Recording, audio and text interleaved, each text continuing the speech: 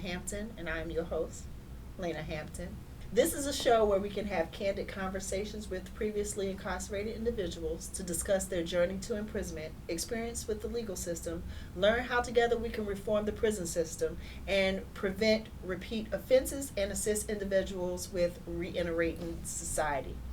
When we come back, we'll be joined with Angela Stanton King. Stay tuned. In the heart of Atlanta, where secrets simmer and tensions rise, comes a reality TV show like no other. Old conflicts continue. So this is where the whole issue started. Fuck you! She know I don't fuck with her. Expect the unexpected. In our industry, anything could happen. He what? Canceled last minute, and his publicist called and was just like, I'm so sorry. The event is literally tomorrow. What are we gonna do? I gotta figure out something fast. It's time to take this to a new level. It's always some type of foolishness going on. I told you, babe, we gotta do shit that makes sense. If your shit go right, then I can frame your company up and then bring in collaboration. When it comes to the team, let me manage that. Too much energy. I don't care. Business and pleasure sometimes doesn't always mix. What's up with your love life? I'm single and ready to mingle, baby.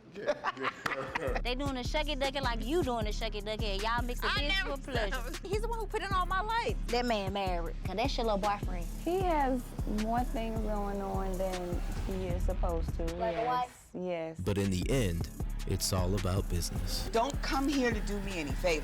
This your thing, is your rules. That's it.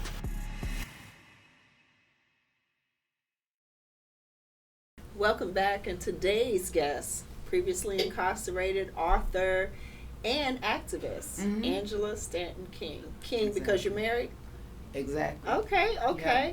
Well, I want you to take us back. I want you to take us back into the earlier years, and what are some pivotal moments of your life that set you apart on the path that you're towards activism now? Abuse as a child, by a family member, and that's being something that was swept up under the rug. And it I still think is. that kind of, think that kind of, created the fighter in me, should I say. So I think that was the beginning, pivotal point in my life where, when we're a kid and they ask you that question, what do you want to be when you grow up? Like, nobody says, I want to go to prison. So what was the first time that you had a brush with the law? What was the I wrote about all of this in great detail in my book. Formerly Lives of a Real Housewife, but it's Life of a Real Housewife now. Okay. But I think my first brush with the law was probably at the age 12.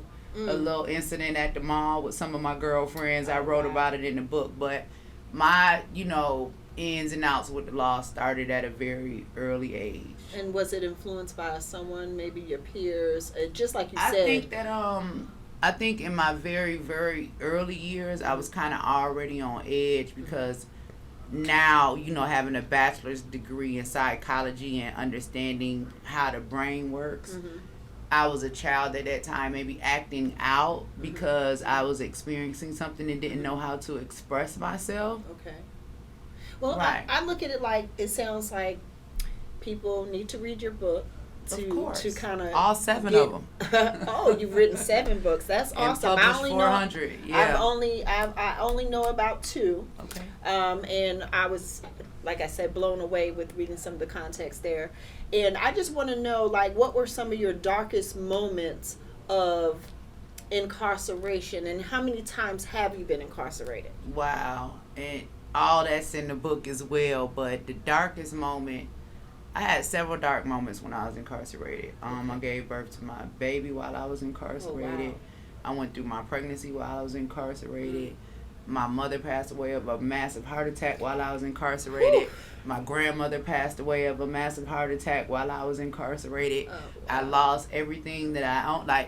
I had several dark moments while I was in prison, but overall it's overcoming those things, and it's the redemption behind it all and never giving up. And that's what I was going to go into. I was going to say, you've said a lot, and a lot of people don't understand that when they are incarcerated, you do lose a lot.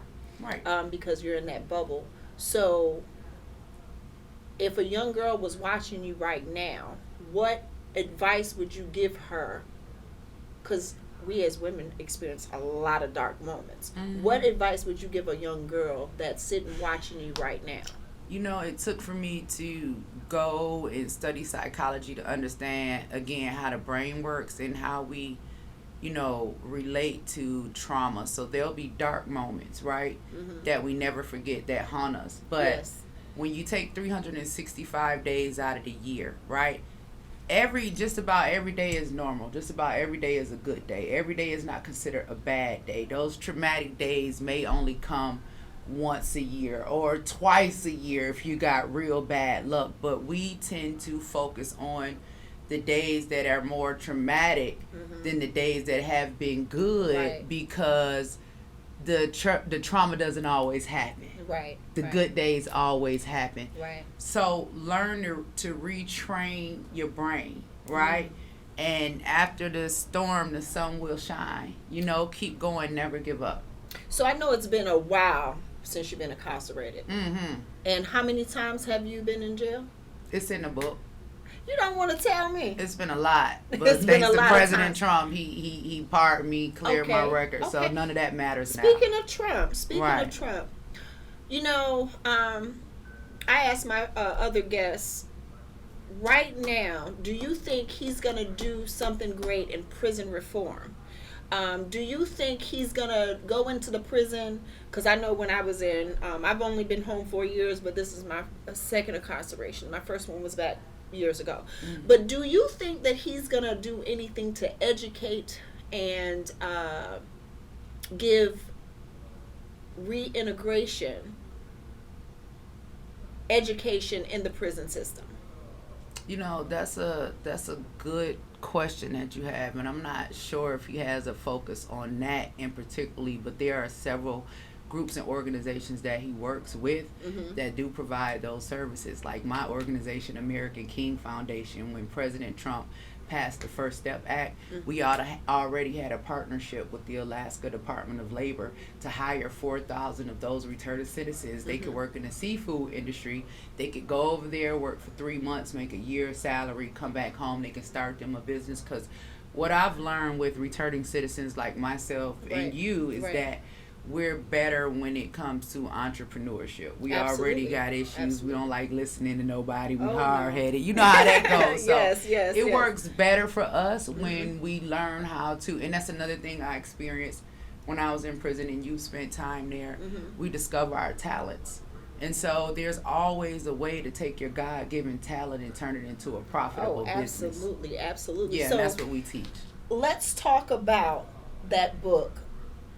What inspired you to write King, Trump, and Kennedy? Because when I saw the title, I was like, okay, I get it immediately. I think the title was very, very calculated. So what do you think readers would take away from that? Tell me, what was going through your head. It's my life story. Anybody that's read any of my books or a fan of me as being a national best-selling author, I always tell my real life story. So mm-hmm. these are my real life experiences with these 3 legacies and how the most unlikely of alliances can come together and fight for the betterment, right, of not only our country but Black America, because my work with these 3 families has been specified in one particular area. Right. And that's the only area I know, Niggerville. That's where I'm from. Well, and so, we all got used to that. And I mean, very grateful that I can be very honest and open and transparent, because and being honest and open and transparent in not only my writings but telling my stories, I do give people hope. Because, a lot of times we might look at these people who are in positions like me now, senior advisor to Robert F. Kennedy Jr., and they might see, oh, they're so polished, they never experienced anything, they never went through nothing. Right. No, baby, I was chained to a bed giving birth to my daughter. Yeah. And I had no idea that 18 years later Trump was going to change the law and make it illegal for them to do that. So everything has a reason and everything has a season. So King, Trump, Kennedy is about my work with the King family for 20 years on community restoration. Awesome Awesome story there. Came home from prison. Like I said, I lost my mother. I lost my grandmother. I was given a $25 check and a bus ticket and told to go start my life over, and I had nowhere to go. But I had 4 children waiting on me that were scattered amongst family members. Right. And so this is me, and my process is going, you know, from shelter to shelter, because back then it wasn't a bandbox. Right, right. So nobody wanted to give me a job, and I couldn't get Section 8, and I couldn't get any of that because I was a convicted felon. So I ended up going to a women and children's crisis center looking for help, and Alveda King, who was the niece of Martin Luther King Jr., happened to be the woman working there that day. That's how I got connected to the King family. Okay. She was already connected to Trump and his family. 16 years later, he's working on criminal justice reform. She asked me to go in and tell my story. Okay. I go in and tell my story. Trump is blown away. Now I'm working with him and his family on criminal justice reform. That is amazing. Then COVID hit. Yes. And I'm contacted by America's Frontline Doctors and Robert F. Kennedy, and they asked me if I would take them into our communities because they wanted to make sure that we were getting information that had been censored on the airlines as it pertained to our community. And through that work with them, I formed a relationship with RFK, which led to me being a senior advisor on his campaign, and then ultimately bringing him and Trump together. Okay, so to form this unity movement. The thing is, for me, I know Trump, you know, and I don't like taking political positions, you know, but if he's doing something great, I'm all for it. And that would have been any politician. So I know your memoir details and encounters of influential figures, and I guess these are the ones you're speaking of. So what meeting had the biggest impact on your personal journey and your advocacy I work? mean, all of them did, because the King family became my family. It's kind of almost like the story of Joseph in the Bible. You know what I'm saying? Where you were abandoned and betrayed by your brothers, and then you found favor with the King. So the King family has been my family, and they also taught me a lot as far as community service, right, in the nonprofit sector. That all led to me getting a full and unconditional pardon from Trump, which led to me being able to run for office in Fulton County and be a senior advisor to somebody like Robert F. Kennedy. And me being a senior advisor to Robert F. Kennedy in this moment is monumental for a black woman that, you know, was born, you know, against with all the statistics, you know what I'm saying, and made it through what I've made it through. So they all formed and shaped who I am today. And it's really funny, right? And I'm just gonna play devil's advocate here, because you know everybody says Trump is so prejudiced, and he doesn't like black people, and you know he's you know, for Ku Klux Klan, you know, all the stuff that we see in media. That's why you shouldn't believe everything that is put out in media. I always tell people to go do your research.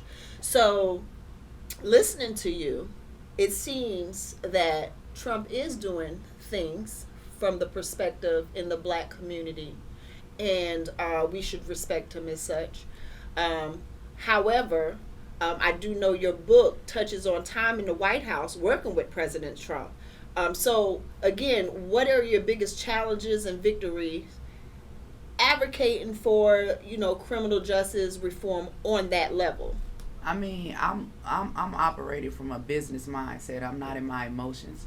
When I go get my nails done at the Asians, you know what I'm saying, half the time they don't like me. They talking about me, but they still take my money. We're still doing business. That is true. When I go to the gas station that's owned by the Indians, okay, and I give them my money, right? When I go to that corner store that's in my community, or when I go to that chicken fry spot, what they got down here, JJ's Fish, that's in my community, that's not owned by me, and they got the seasoning salt on the chain, right? And ain't no chairs, you can't sit down. They want you in and out, and they got the walls up because they don't even want to have contact with you. It's business. Like, I know you don't like me, so you don't have to like me, and I don't have to like you in order for us to do something that can be great for us both. So I've learned to operate in a business mindset. Me operating in a business mindset and getting to know Trump personally, I definitely don't believe any of the things that we are seeing in the media whatsoever, but I can't expect everybody to feel the way that I do, because they haven't had that personal. And so, and I've gone online, like if you go read my Wikipedia page, like they almost got me labeled as a white supremacist, and I've done nothing but fight for my community for the last 20 years, and I've got receipts, right? So it's not, I didn't jump into politics. Right. I'm using politics as a tool Right. to do what I need to do in my community, which is at my heart. Okay, so you highlighted the connection with, Robert Kennedy Jr. During the pandemic. How does his relationship shape the views of the medical freedom on social justice? I'm sorry. What I love about Robert F. Kennedy is the reason why I became an independent, because working with Robert F. Kennedy helped me understand that we have to put people over party. Because Make America Healthy Again, which I'm honored to be a leading voice in that, it brings us all to the middle. Right, because all of us agree on that. Like, we not fighting. Like, we all want to be healthy. We all want our children to be healthy. Right, we all want that medical freedom. The Kennedys have a long-standing relationship when it comes to civil rights and activism, and their relationship between with the King family and all of that is well documented in this book as well. So when I worked with Kennedy as an independent with a lot of conservative values, I was like oftentimes one of the only pro-life voices at the table. And so what that allowed us to understand is that it's okay for me to be pro-life and it's okay for you to be pro-choice as long as we're finding a solution, because we're not all going to be the same. I like that. That was so well articulated, well put. I normally take people back into the journey into prison, what it looked like, but again, documented in some of your previous books. So, having been incarcerated yourself, what do you see is the biggest flaws within the judicial system, and what reforms do you think is urgently needed right now? Oh man, it's a lot of, first of all, family separation. Like that's one of the reasons why I became one of the biggest Trump supporters, right? And was standing on business and didn't care how anybody felt, because I watched my community cry about family separation at the border, right? Yes. Look, a crime is a crime, okay? You can't, if you coming over here looking for a better life, and my homegirl in the hood with her kids and she trying to make it and she got to go write a bad check just to get some groceries until her money hit, and you go charge her with forgery, right? And it's based off of survival, because a lot of the women that I know that are reformed today, like they real hustlers. Like, we do what we got to do to take care of our families, and if it come to taking a chance, like our baby's gonna eat and our baby's gonna have somewhere to stay, right? Absolutely. So we have crimes of survival happening in America every single day. Family separation every time someone is arrested. If you are driving right now down the street with a suspended license and your baby's in the back and the officer decide to take you to jail, guess what? You're being separated from your kid. Amen. So to watch all of these people fight for family separation at the border and don't understand that we need to have family reunification at the border, because see, when they cross the border, then that means that they have to obey our laws. So why are we creating laws that only benefit them? Correct. Right? Instead of benefiting America as a whole. Like, don't tell me if an illegal immigrant come because she want a better life that you going to keep her and her children together. You going to give her everything that she need, housing, medical, $9,000 debit cards, whatever they was doing up in New York. But when it comes to black women in my community, you sending them to Planned Parenthood. Yeah. Like, that's disrespectful. Oh, absolutely, absolutely. So, what are the biggest misconceptions people you think have about incarcerated individuals and the path to redemption? I mean, I think that redemption is for those who truly want it. Some of us are going to be redeemed. Some of us aren't. You know what I'm saying? I think one of the biggest issues right now is mental health. Why I think that God works in mysterious ways, because there's no way that when it comes to criminal justice reform and the people that we're advocating for, especially with cannabis reform right now, like, there is no excuse for anybody to be in any American prison anywhere for marijuana, and they've legalized it in over half the states. I agree. Right? So, but you've got people that receive life sentences for marijuana. So you talking about letting somebody out of prison that's been locked up in the cage like a dog for 25 years. Yeah. And you think that there are no mental health issues, or even in my situation, it didn't take 25 years. It was a 2.5 year situation, but look what happened. I was pregnant when I went in, right? Gave birth to my baby, chained to a bed with the sheriff watching, okay? Mother died 6 months after that. Grandmother died 6. So for me, it didn't take 25 years. Okay. For me to be like, God, I can't, whatever you need. So, I'm bowing out right now. So, all the trauma that you've experienced, because I mean, you telling everything, you know, and you tell everything in your book. Have you actually went and sought therapy, or have you actually dealt with your mental health, your trauma, and how is that playing a part in your trajectory where you are now? So, I'm going to be completely honest with you. I have, and I need to be really, really, really careful with my words. But there are only, like, I'm not a person, because I have discernment in this season and I can't sit up under just anybody, right? Like, my mother was a preacher and a prophet. I have a mantle that's bestowed upon me. I can't sit in just any church, right? I can recognize false doctrine in this season that I'm walking in now, right?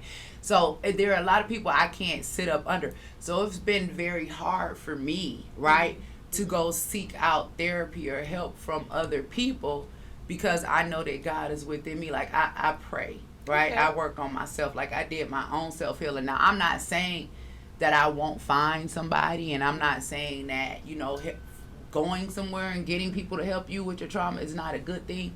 I'm just saying, for me personally, because I'm just built a little bit different. I was going to say, it's a lot of men are not as strong as you are, where they could say, hey, you know, I'm healing on my own, or I'm taking a stance. Whatever has happened in the past is in the past. And you know, a lot of people don't have the mental capacity to separate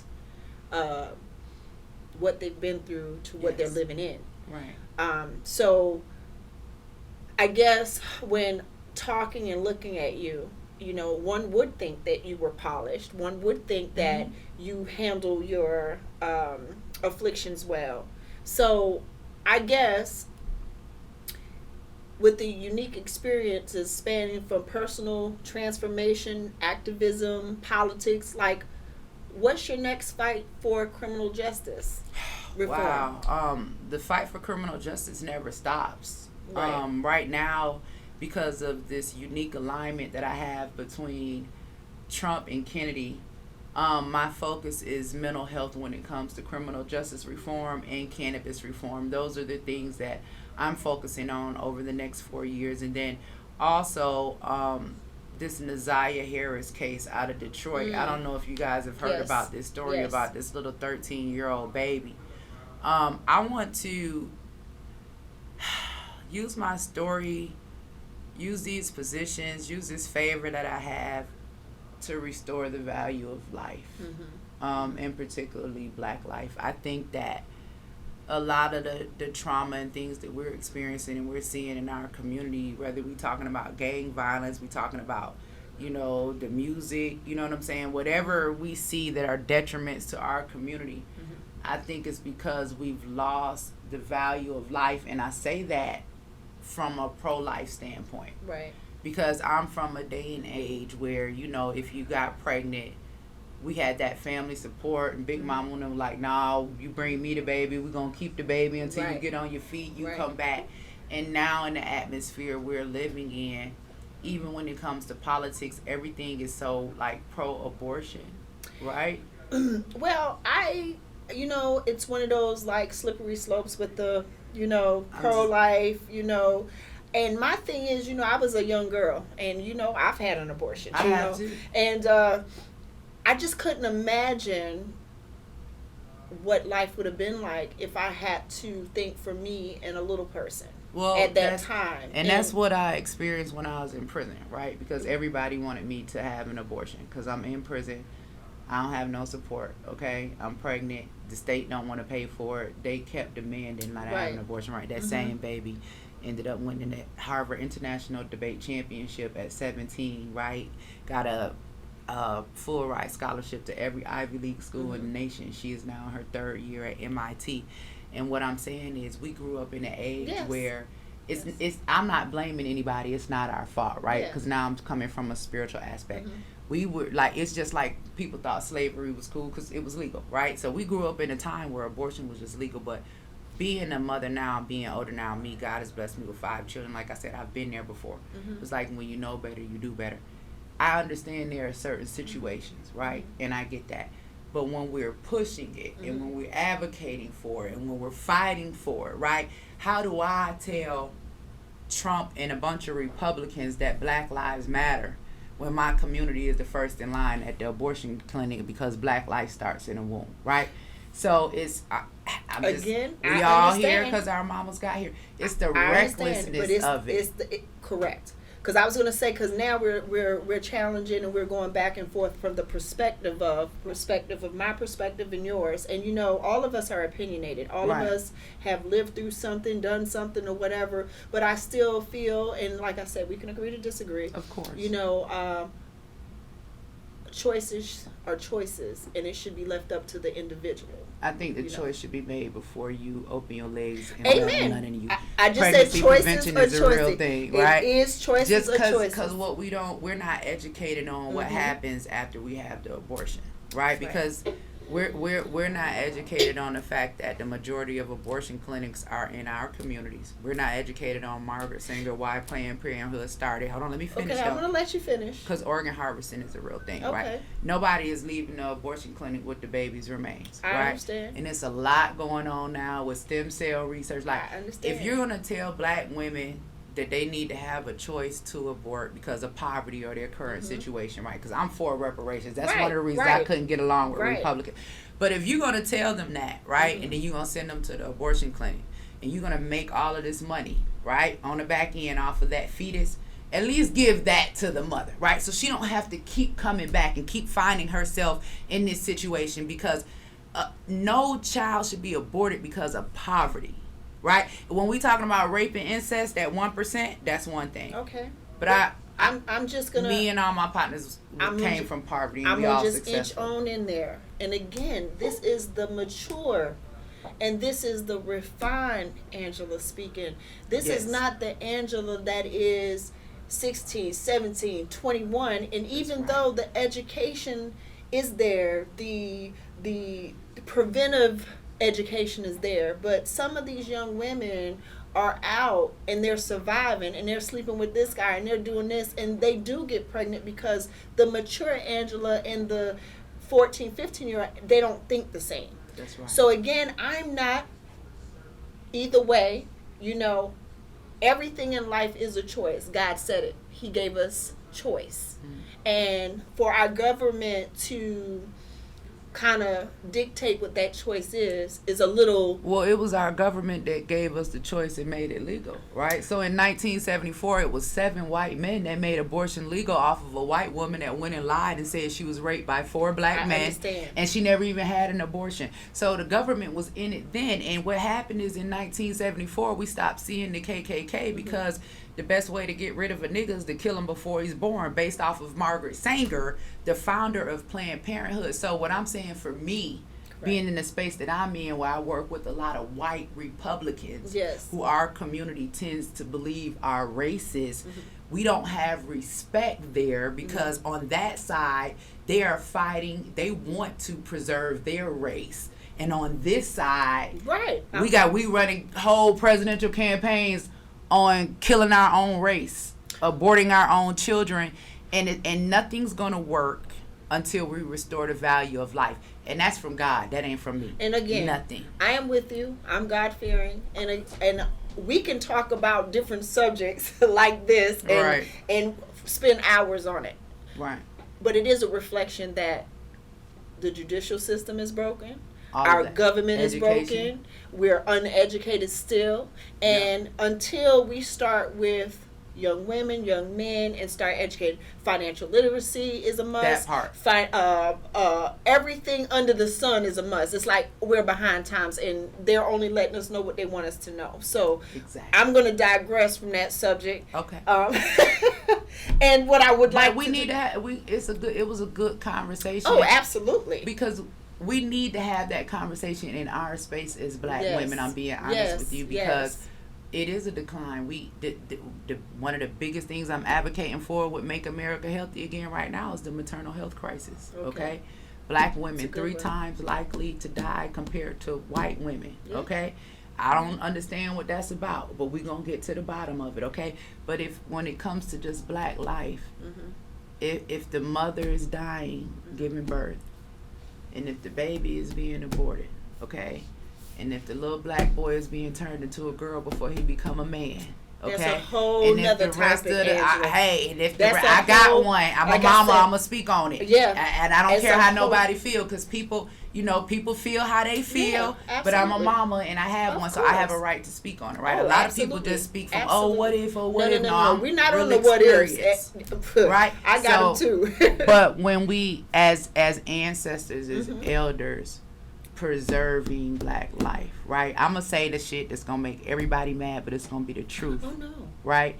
And it's what they need to hear. Be mad, but people that understand what you're trying to say, those people are gonna empower you, support you, and anything that you have going on, they're gonna stand for it. And like you said, it doesn't have anything to do with Black, white, or anything. It's the cause itself. And from you coming from, like I said, incarceration to where you are now speaks volumes about it doesn't matter if you go to jail. You can do anything with your life and you can make a difference. So. Well, I think I ain't going to say it doesn't matter because we want to re-educate our children, right? Absolutely. It does matter because it impacts you. Right. Well, and I had that drive, right? Even with our choices, if we become critical thinkers, right, we don't have regrets later in life. Cause we're really right now we're in the thick of things. Put it that way. And we need to be critical thinkers. So, unless. What is that? What year is that? Is it Gen Z? Oh my God! So they're so fucked up. Excuse me. But they're messed up to the capacity that how do we correct, because you say educate, half of them don't even want to listen. So the things that you're putting out there is in the perfect world, right? Only in the perfect world, right? And that doesn't exist. How are you going to use your platform right now to help the young girls and young Black boys, the young Black girls between the age of 8 to say 24, because that's where I think most of the detriment happens? Well, right now I have Auntie Angie's House, and we have American King Foundation. Auntie Angie's House, we basically support new mothers and babies, right, or mothers with children that find themselves in a crisis, kind of like my particular situation, and we retransition them back out into society. So that's what I'm doing personally, right? On a personal level, and we appreciate outside of any politics. Like I said, I've been active in my community for 20 years, way before Trump even thought about running for office. So what I'm doing now is using the favor that I have in this political cycle to advocate for reforms. One of those reforms being the maternal health crisis. Now, as activists in this space, we all got our own fight, and they're all needed, right? So you'll never hear me dissing Tamika Mallory or my son General, you know what I'm saying? Like, because everybody, what their fight is needed and their fight is important, right? Of course. But me, right, see, I show up, sometimes, like with Black Lives Matter, although relevant, Black Lives shows up after the life has already been executed, right? With my fight, right, I show up and save the life, right? Sounds good. And it's not nothing that anybody is against, because all of my sisters, we've been there. We know what it's like to struggle and raise these kids and need support. They want to help women. Like, once we get past the political stuff, they with me. Sis, what you need, I'm coming. You got babies over there. So we really, we need to have these conversations because we want to save the entire community, not just one sector. So you got Auntie Angie over here with the mamas and the babies. Okay. That's the beginning, right? I need to do that work. When them babies grow up, they might get off track a little bit, right? Then we got this group over here. We're all doing our part, because even though we may fight differently or have different ways of getting there, we all want to get to the same place. Well, you said a mouthful then. Okay, well, I want to switch it up a little bit. Okay. Let's talk about your recent hot topic. I saw you on with Nelly taking, pictures. And what do you think about the public response when you have celebrities that performed at the inauguration? And can you talk about the work you're doing with Nelly? I mean, Meg Thee Stallion was shaking her ass with Kamala Harris, and didn't nobody have a problem with that, A1 abortion supporter. So, I mean, I didn't hate, Beyonce got millions of dollars. She didn't need no money. She went, look, the campaign funds, that Kamala Harris campaign, them was our grandmothers and granddaddies and people that wanted to have hope just like Obama. Y'all took all these people money, gave Beyonce $2 million to come speak. I'm gonna keep going. Okay, so listen. If Meg them can get their money right, and Eminem, who's known to have a racist past, but they show up with Kamala, and all of a sudden black people need to listen to Eminem. Let me keep going. Yes. They can get their money right. So when it comes to Nelly and Snoop was a big Trump hater, right? Yes. But Snoop pardoned his friend. Here we go. Like it's one thing when we listening to other people, but it's another thing when you go in and you sit down to the table, because it's whether they can see who on camera or not, it's 4 people in this room, right? Some people may have had a preconceived notion of who Angela Stanton King was before I walked in this door. Absolutely. And now that they've had the opportunity, see what I'm saying? And I'm just gonna keep it. Keep it funky. But you don't know, because we looking on the internet, we reading what people writing, we hearing what people saying, and everybody has an opinion, but nobody has a personal connection. They don't know. Right. And like I said, until I got a chance to sit down with you personally.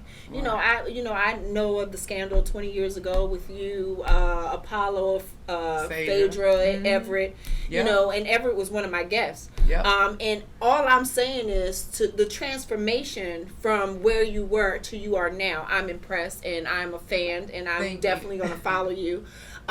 So executive orders on men and women, the 2 genders thing. Everybody, Trump has really taken that to another level. And I support a lot of his views, but I don't voice them only because, you put yourself in a box with a lot of different things. And I'm out here, and, some things I agree, some things I don't. That's just like anybody, right? Right. So, what is your takeaway with that? Common sense. Common sense. As a mother who gave birth to 5 children, like I have 3 sons, I know my sons had a penis before they did. I taught them how to hold it and piss in the toilet straight so they wouldn't get pee all around the rim of my toilet stool. So don't force me to go against my own conscience, right? Right. I can support you, and you can live your life how you want. Right. But you're not going to force me to believe, right, that a man can be born a woman. Again. And it's not her speaking. Yes. So please don't clip her channel. This is, y'all come for me, and I'm used to it. This is Angela Stanton King speaking. These are my words. So for the people who think the way that I do, it's not hate. But when you start putting it in the school, you're just and you want to teach my son that he can change his gender or change his name, like that's not nothing that I'm teaching him in my household, right? So parental rights is important, right? And and we gotta right. Going back to what I was saying, and I'm speaking from a mama, right? I have a right to protect my bloodline. Oh, yeah. And if my man child believes that he's a woman, then chances are, right, he's not going to reproduce. Well, all I'm going to tell you is, Angela, you have definitely made an impression. and not only in the sectors of friends and families, of you're making an imprint on the world.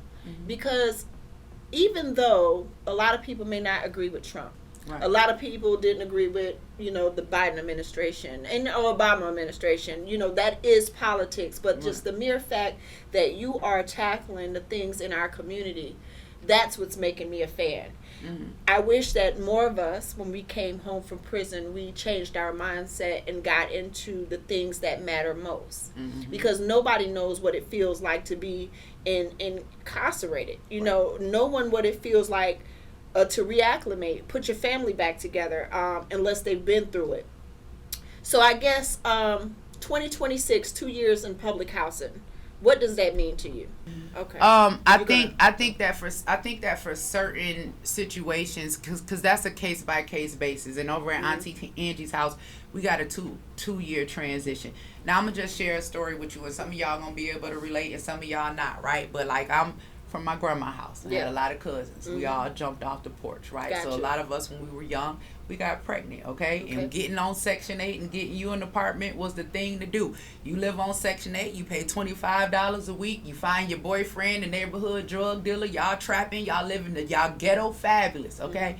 Now, somebody like me, who when I came home from prison, couldn't get those things, right? I could no longer be dependent on the government. I had to find out how to be financially free. Best thing that ever happened in my life. But them cousins that I jumped off the porch with at grandma's house, still on Section 8, they kids on Section 8, their grandkids about to be on Section.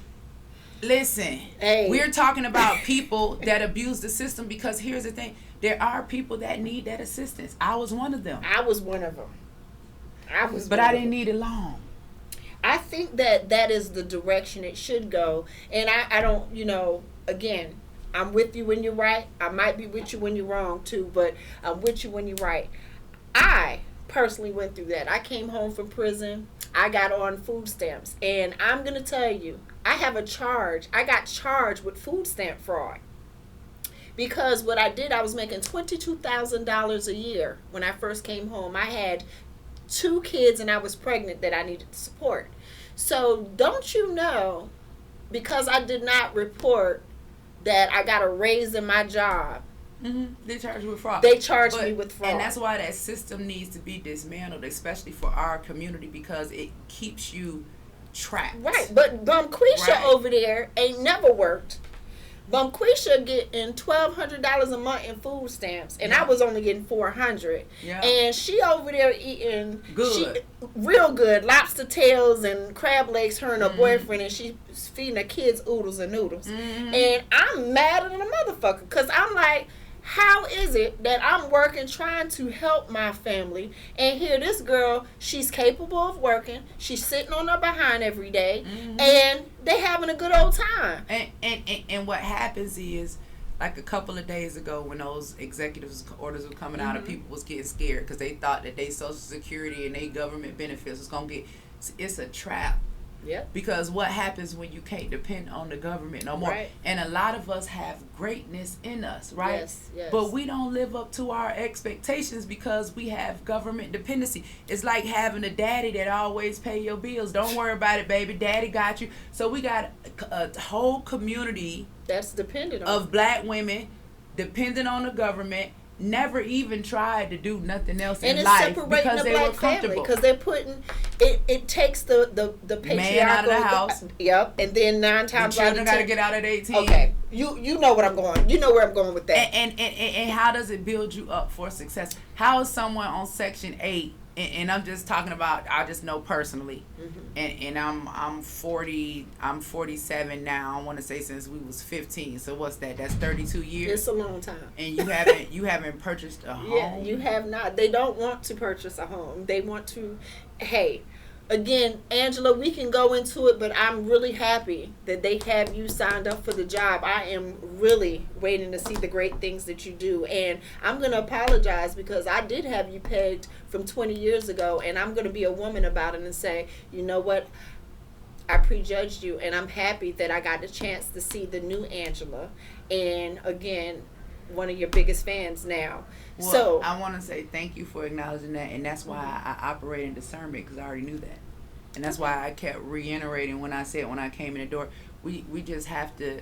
This is in this season, man. Pray for discernment in everything that we do. Oh yeah, because it's a lot gonna go down. Because it's more to what you did 20 years ago. Oh yeah, it's just so much substance. It's so much. Like I said, I can't. That's for you. Yes. Oh wow, thank you. You're welcome. King, Trump, Kennedy. Get your copy. Yes. So, how do the viewers find you?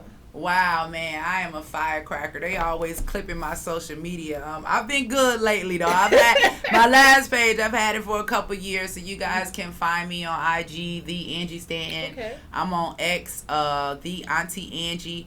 And you can head over to AuntieAngie'sHouse.com or .org and just check out some of the work that we're doing in the community to eradicate the Black maternal health crisis and just support mothers that, you know, choose life. Because more mothers would choose life if they knew that they had support. And one thing that we know is that it takes a village. It does. So let's create and this I'm looking for a sisterhood. village to help me with that last one I got, because, boy, he is something else. Yeah, the boys are. And then, not only that, you know, and I'm going to let you go because you just told me everywhere we could find you, but I sit on the board of a nonprofit called Another Chance at Healing, and I would just love for you guys to partner with some of the things, because it deals with mental health. It deals with, because we don't talk about it a lot. Right. And it definitely, if, I think y'all could do some great things together. So I'll definitely give you that information. About. Yes, because it's not enough nonprofits out here. It's not enough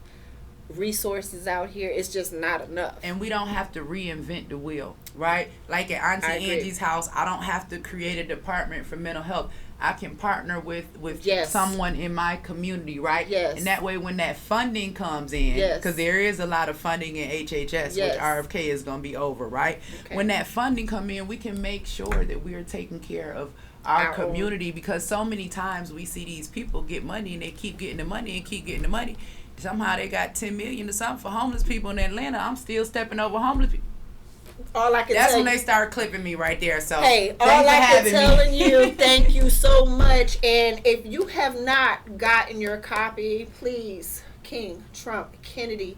This woman is powerful. She's making strides in the community. She is doing some of the things that some of us wish that we could do. And hey, reach out, help support, and queens, help support this queen. That's all I got. But thank you, Angela. Thank you. You